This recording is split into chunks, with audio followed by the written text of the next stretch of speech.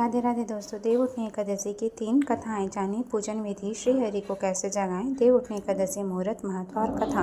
कार्तिक माह के शुक्ल पक्ष की एकादशी को देव उठनी एकादशी, देवोत्थान एकादशी, देव उठनी एकादशी, प्रबोधनी एकादशी आदि नामों से जाना जाता है। इस दिन श्री हरि विष्णु निद्रा से जागते हैं। पुरानी कथा है कि एक राजा के राज्य में सभी लोग एकादशी का व्रत रखते थे। प्रजा तथा नौकर चाकर से लेकर पशुओं तक को एकादशी के दिन अन्न नहीं दिया जाता था। एक दिन किसी दूसरे राज्य का एक व्यक्ति राजा के पास आकर बोला, महाराजा कृपया करके मुझे नौकरी पर रख लें। तब राजा ने उसके सामने एक शर्त रखी कि ठीक है, रख लेते हैं, किंतु रोज तो तुम्हें खाने के लिए सब कुछ मिलेगा, पर एकादशी को अन्न नहीं मिलेगा। उस व्यक्ति ने उस समय हाँ कर ली, पर एकादशी के दिन जब उसे फलाहार का सामान दिया गया तो वह राजा के सामने जाकर गिड़गिड़ाने लगा, महाराज इससे मेरा पेट नहीं भरेगा, मैं भूखा ही मर जाऊंगा, मुझे अन्न दे दो। राजा ने उसे शर्त की बात याद दिलाई, वह अन्न छोड़ने को राजी नहीं हुआ। तब राजा ने उसे आटा दाल चावल आदि दिए। वह नित्य की तरह नदी पर पहुंचा और स्नान कर भोजन पकाने लगा। जब भोजन बनकर तैयार हुआ तो वह भगवान को बुलाने लगा, आओ भगवान भोजन तैयार है। उसके बुलाने पर पीताम्बर धारण किए भगवान चतुर्भुज रूप में आ पहुँचे तथा प्रेम से उसके साथ भोजन करने लगे। भोजन आदि करके भगवान अंतर्ध्यान हो गए तथा वह अपने काम पर चला गया। 15 दिन बाद अगली एकादशी को वह राजा से कहने लगा कि महाराजा मुझे दोगुना सामान दीजिए। उस दिन मैं भूखा ही रह गया। राजा ने कारण पूछा तो उसने बताया कि हमारे साथ भगवान भी खाते हैं, इसलिए हम दोनों के लिए ये सामान पूरा नहीं होता है। यह सुनकर राजा को बड़ा आश्चर्य हुआ। वह बोला, मैं नहीं मान सकता कि भगवान तुम्हारे साथ खाते हैं। मैं तो इतना व्रत रखता हूँ, पूजा करता हूँ, पर भगवान ने मुझे कभी दर्शन नहीं दिए हैं। राजा की बात सुनकर वह बोला, महाराजा यदि विश्वास ना हो तो साथ चलकर देख लें। राजा एक पेड़ के पीछे छिपकर बैठ गया। उस व्यक्ति ने भोजन बनाया तथा भगवान को शाम तक पुकारता रहा, परंतु भगवान ना आए। अंत में उसने कहा कि हे भगवान, यदि आप नहीं आए तो मैं नदी में कूदकर प्राण त्याग दूंगा। लेकिन भगवान नहीं आए। तब वह प्राण त्यागने के उद्देश्य से नदी की तरफ बढ़ा। प्राण त्यागने का उद्देश्य दृढ़ इरादा जान शीघ्र ही भगवान ने प्रकट होकर उसे रोक लिया और साथ बैठाकर भोजन करने लगे। खा पी कर वे उसे अपने विमान में बैठाकर अपने धाम ले गए। यह देख राजा ने सोचा कि व्रत उपवास से तब तक कोई फायदा नहीं होता है जब तक मन शुद्ध न हो। इससे राजा को ज्ञान मिला। वह भी मन से व्रत उपवास करने लगा और अंत में स्वर्ग को प्राप्त हुआ। देव प्रबोधिनी एकादशी की व्रत कथा 2। एक राजा था, उसके राज्य में राज्य सुखी था। एकादशी को कोई भी अन्न नहीं बेचता था, सभी फलाहार करते थे। एक बार भगवान ने राजा की परीक्षा लेनी चाहिए। भगवान ने एक सुंदरी का रूप धारण किया और तथा सड़क पर बैठ गए। तभी राजा उधर से निकला और सुंदरी को देख चकित रह गया। उसने पूछा, हे सुंदरी, तुम कौन हो और इस तरह यहाँ क्यों बैठी हो? तब सुंदर स्त्री बने भगवान बोले, मैं निराश्रिता हूँ, नगर में मेरा कोई जाना पहचाना नहीं है, किसकी सहायता मांगूं? राजा उसके ऊपर मोहित हो गए। वह बोले, तुम मेरे महल में चलकर मेरी रानी बनकर रहो। सुंदरी बोली, मैं तुम्हारी बात क्यों मानूंगी, पर तुम्हें राज्य का अधिकार मुझे सौंपना होगा। राज्य पर मेरा पूर्ण अधिकार होगा। मैं जो भी बनाऊंगी तुम्हें खाना होगा। राजा उसके रूप में मोहित था, अतः उसने उसकी सभी शर्तें स्वीकार कर ली। अगले दिन एकादशी थी। रानी ने हुक्म दिया कि बाजारों में अन्य दिनों की तरह ही अन्न बेचा जाए। उसने घर में मांस मछली आदि पकवाए तथा परोस कर राजा से खाने के लिए कहा। यह देख राजा बोला, रानी आज एकादशी है, मैं तो केवल फलाहार ही करूँगा। तब रानी ने शर्त की याद दिलाई और बोली, या तो खाना खाओ, नहीं तो मैं बड़े राजकुमार का सिर काट लूँगी। राजा ने अपनी स्थिति बड़ी रानी से कही तो बड़ी रानी बोली, महाराज धर्म ना छोड़ें, बड़े राजकुमार का सिर दे दें। पुत्र तो फिर मिल जाएगा, पर धर्म नहीं मिलेगा। इसी दौरान बड़ा राजकुमार खेल कर आ गया। माँ के आंखों में आंसू देखकर वह रोने का कारण पूछने लगा, तो माँ ने उसे सारी वस्तु स्थिति बता दी। तब वह बोला, मैं सिर देने के लिए तैयार हूँ, पिताजी के धर्म की रक्षा होगी, जरूर होगी। राजा दुखी मन से राजकुमार का सिर देने को तैयार हुआ तो रानी के रूप में भगवान विष्णु ने प्रकट होकर असली बात बताई। राजन, तुम इस कठिन परीक्षा में पास हुए। भगवान ने प्रसन्न मन से राजा से वर मांगने को कहा तो राजा बोला, आपका दिया सब कुछ है, हमारा उद्धार करें। उसी समय वहां एक विमान उतरा। राजा ने अपना राज्य पुत्र को सौंप दिया और विमान में बैठकर परम धाम को चला गया। तुलसी विवाह देव उठनी एकादशी की एक प्रमुख कथा। 3. शंखासुर नामक राक्षस की है। शंखासुर ने तीनों लोकों में बहुत ही उत्पात मचाया हुआ था। तब सभी देवताओं ने आग्रह करने पर भगवान विष्णु ने उस राक्षस से युद्ध किया और यह युद्ध कई वर्षों तक चलता रहा। युद्ध में वह असुर मारा गया और इसके बाद भगवान विष्णु विश्राम करने चले गए।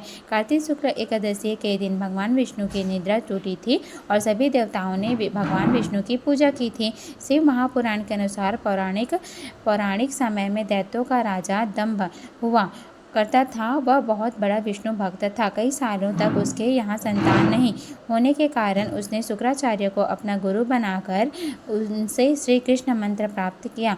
यह मंत्र प्राप्त करके उसने पुष्कर सरोवर में घोर तपस्या की। भगवान विष्णु उसकी तपस्या से प्रसन्न हुए और उसे संतान प्राप्ति का वरदान दिया।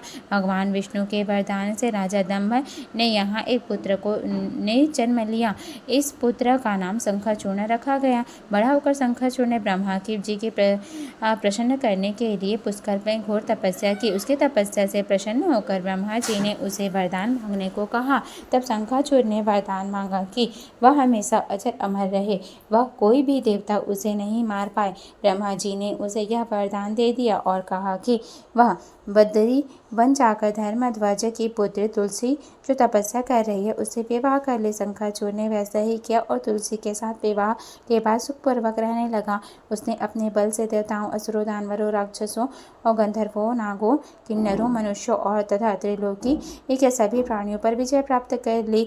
वह भगवान श्री कृष्ण का परम भक्त था। शंखाचूर्ण के अत्याचारों से सभी देवता परेशान होकर ब्रह्मा जी के पास गए और ब्रह्मा जी उन्हें भगवान विष्णु के पास ले गए। भगवान विष्णु ने कहा कि शंखाचूर्ण की मृत्यु भगवान शिव के त्रिशूल से ही होगी, अतः आप उनके पास जाएं। भगवान शिव ने चित्ररथ नामक गण को अपना दूत बनाकर शंखचूर्ण के पास भेजा। चित्ररथ ने शंखचूर्ण को समझाया कि वह देवताओं को उनका राज्य लौटा दे, परंतु शंखचूर्ण ने मना कर दिया और कहा कि वह महेश्वर से युद्ध करना चाहता है। भगवान शिव को जब यह बात पता चली तो वे युद्ध के लिए अपनी सेना लेकर निकल पड़े। इस तरह देवता और दानवों में घमासान युद्ध हुआ, परंतु ब्रह्मा जी के वरदान के कारण शंखचूर्ण को देवता नहीं हरा पाए। भगवान शिव ने शंखचूर्ण का वध करने के लिए जैसे ही अपना त्रिशूल उठाया तभी आकाशवाणी हुई कि जब वह शंखचूर्ण के हाथ में श्रीहरि का कवच है और इसकी पत्नी का सती व अखंडित है, यह तब तक इसका वध असंभव है। आकाशवाणी सुनकर भगवान विष्णु विद्या ब्रह्मांड का रूप धारण कर शंखचूर्ण के पास गए और उससे श्रीहरि कवच दान में मांग लिया। शंखचूर्ण ने वह कवच बिना किसी संकोच के दे दिया। इसके बाद भगवान विष्णु शंखचूर्ण का रूप बनाकर तुलसी के पास गए। शंखचूर्ण रूपी भगवान विष्णु ने तुलसी के महल के द्वार पर जाकर अपनी विजय होने की सूचना दी। यह सुनकर तुलसी बहुत प्रसन्न हुई और प्रति रूप में आए भगवान का पूजन किया व रमन किया। ऐसा करते ही तुलसी का सतीत्व खंडित हो गया और भगवान शिव ने युद्ध में अपने त्रिशूल से शंखचूर्ण का वध कर दिया। तब तुलसी को पता चला कि वे उनके पति नहीं बल्कि वे तो भगवान विष्णु हैं। तुलसी ने कहा कि आपने छलपूर्वक मेरा धर्म भ्रष्ट किया है और मेरे पति को मार डाला, अतः मैं आपको श्राप देती हूँ कि आप पाषाण होकर धरती पर रहें। तब भगवान विष्णु ने कहा, देवी तुम मेरे लिए भारतवर्ष में रहकर बहुत दिनों तक तपस्या कर चुकी हो। तुम्हारा यह शरीर नदी रूप में बदलकर गणिक नामक नदी के रूप में प्रसिद्ध होगा। तुम पुष्पों में श्रेष्ठ तुलसी का वृक्ष बन जाओगी और सदा मेरे साथ रहोगी। तुम्हारे श्राप को सत्य करने के लिए मैं पाषाण शालिग्राम बनकर रहूंगा। गंडकी नदी के तट पर मेरा वास है। देव प्रबोधनी एकादशी के दिन भगवान शालिग्राम व तुलसी का विवाह संपन्न कर मांगलिक कार्यों को प्रारंभ किया जाता है। हिंदू धर्म में मान्यता है कि इस दिन तुलसी शालिग्राम विवाह करने से अपार पुण्य प्राप्त होता है। आइए जाने कैसे करें व्रत पूजन। देवउठनी एकादशी के दिन व्रत करने वाली महिलाएं प्रातः काल में स्नान आदि से निवृत्त होकर आंगन में चौक बनाएं। पश्चात भगवान विष्णु के चरणों को कलात्मक रूप से अंकित करें। फिर दिन के तेज धूप में विष्णु के चरणों को ढक दे। देवउठनी एकादशी को रात्रि के समय सुभाषित स्तोत्र पाठ, भगवत कथा और पुराणादि का श्रवण और भजन आदि का गायन करें। घंटा, शंख, मृदंग, नगाड़े और वीणा बजाएं। विविध प्रकार के खेल कूद, लीला और नाच आदि के साथ इस मंत्र का उच्चारण करते हुए भगवान को जगाएं।